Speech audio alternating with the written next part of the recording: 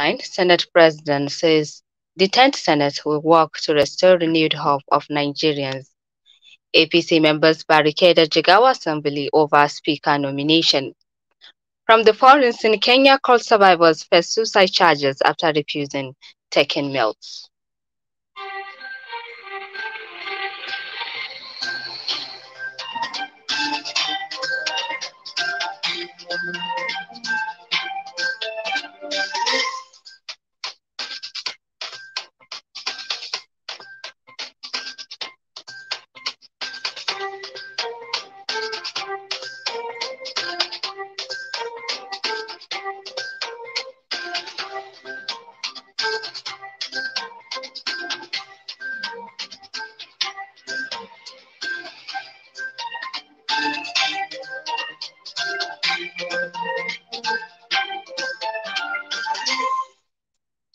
Good evening, listeners. Today is Tuesday, 23rd Zulqa'dah 1444 after Hijrah of Prophet Muhammad sallallahu alaihi wasallam, which is 13th June 2023.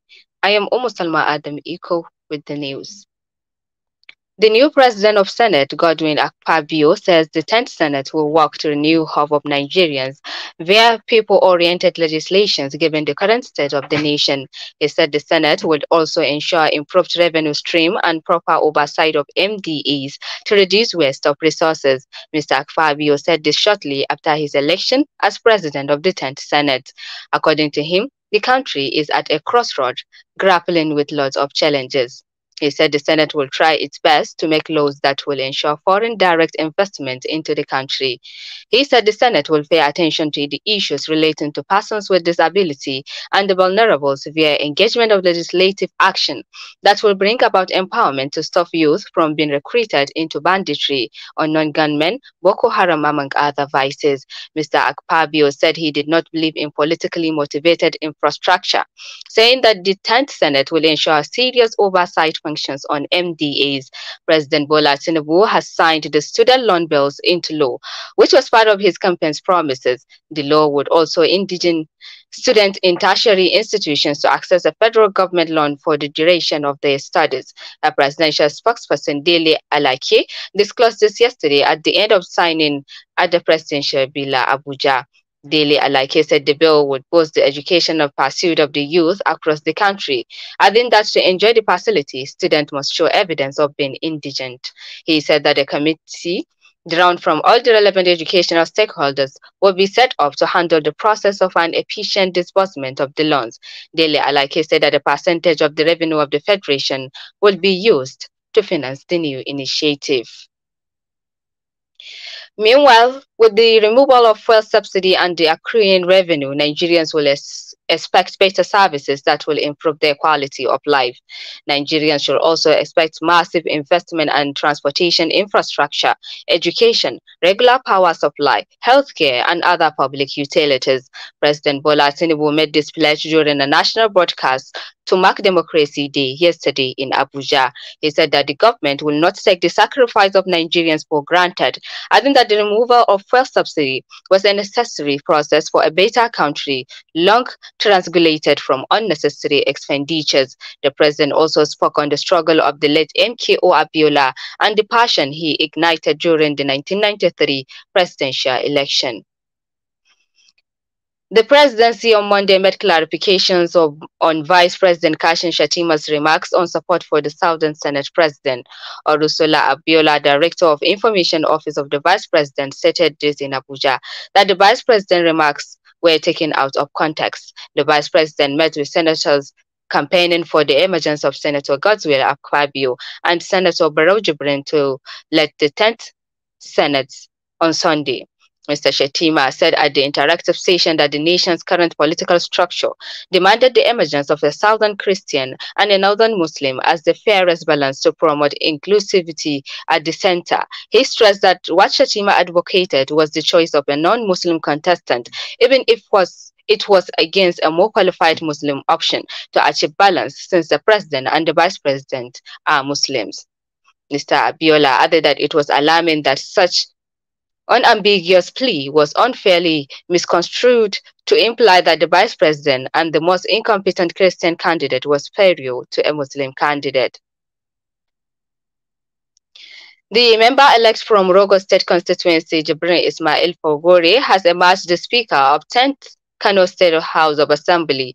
Falgore, a member of ruling New Nigerian People's Party (NNPP), who won the election unopposed, was nominated by Lawan Hussaini, with his nomination seconded by a member-elect from the opposition party All Progressives Congress APC Musa Ali Kachako Takai. Similarly, a member-elect from Rimungado Tofa State constituency Mohammed Bello Butu of the ruling NNPP emerged as the deputy speaker unopposed.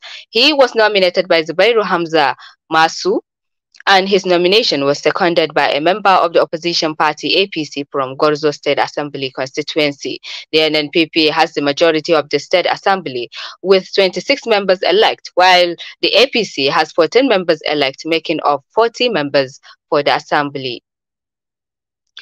The Jigaw State Police Command said it arrested one Muhammad Mustafa, a horse rider, who allegedly trampled a 70-year-old cyclist, Umar Hassan, to death in Ringim local government area of the state.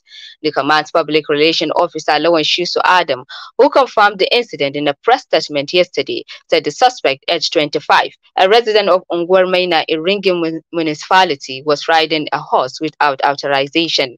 According to the statement in the process, he allegedly lost control, trampling on the 70-year-old man who was a resident of Galadanchi quarters in Ringim. Following the trauma, the cyclist suffered varying degrees of injuries and fractures on his left leg and shoulder. The statement added that a team of policemen conveyed the victim to Ringim General Hospital, where he was confirmed dead by a medical doctor while receiving treatment. The news is coming to you from Studio Observer FM. More news after the short break. Do stay.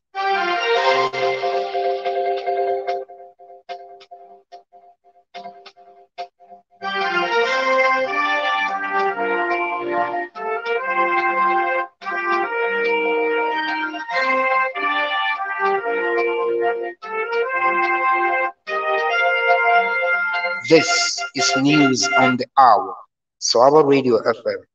Stay tuned. This is Swaba News at 7 coming to you from the studio of Swaba FM 104.9 Hadija. In a display of this content, members of the All Progressives Congress APC from Jahun local government area took to the streets to stage a protest over the nomination of Idris Garba Karika as the new Speaker of the House.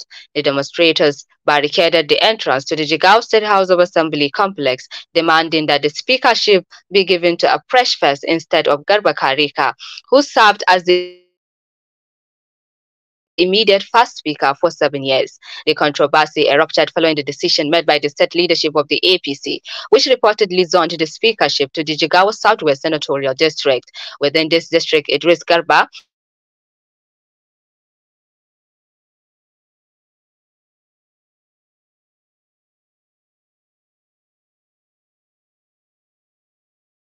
today.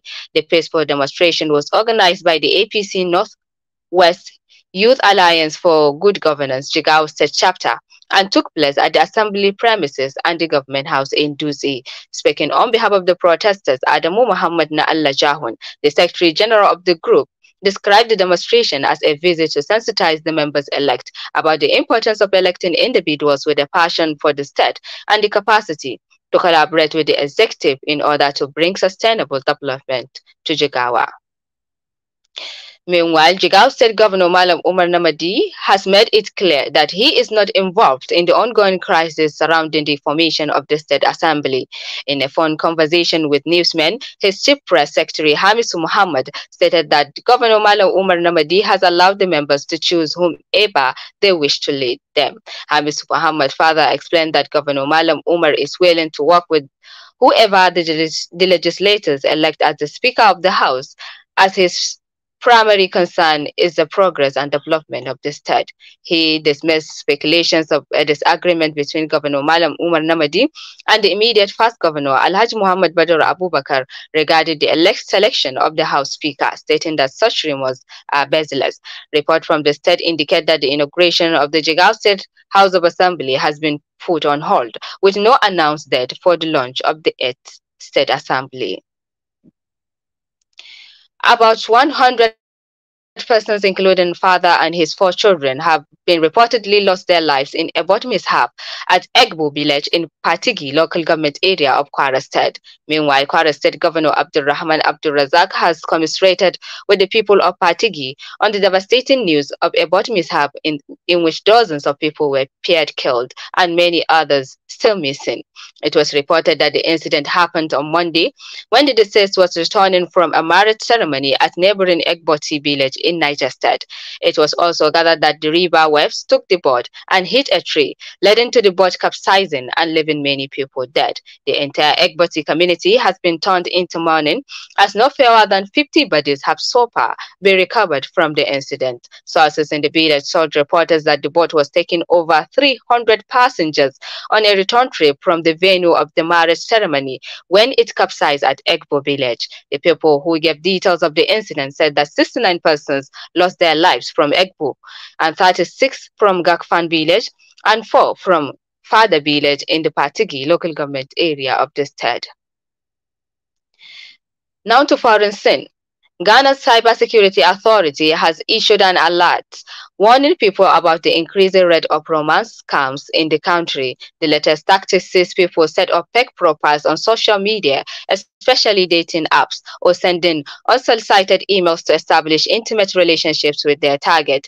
Experts said fraudsters often do extensive research on victims through their social media habits. Once they gain their trust, they again exploit the victims for valuables such as money, property, or investment.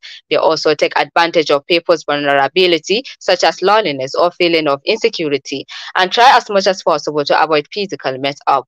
The authorities are advising the public not to provide financial assistance to someone they have only met online.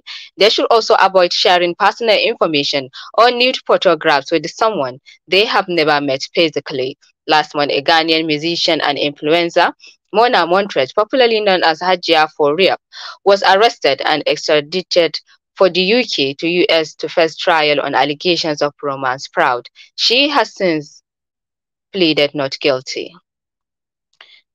65 survivors of Kenyan Christian cult are facing charges of attempted suicide after refusing to eat meals given to them at the rescue center where they had been taken.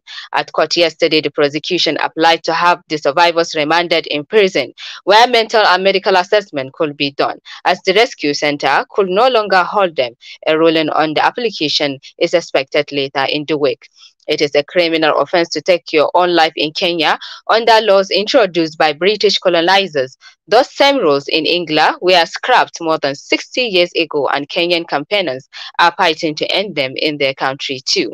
The 65 survivors are said to be followers of Pastor Paul Mackenzie, the alleged cult leader who is said to have convinced his congregants to fast death into order to go to heaven. Over 280 bodies have so far been recovered in shallow graves in the vast Shakahola forest near the coast where the pastor operated. Autopsy reports have shown that most of the victims, including children, died of starvation, but some were strangled, beaten, or suffocated. And we wrap up the news with this and a recap of the major stories.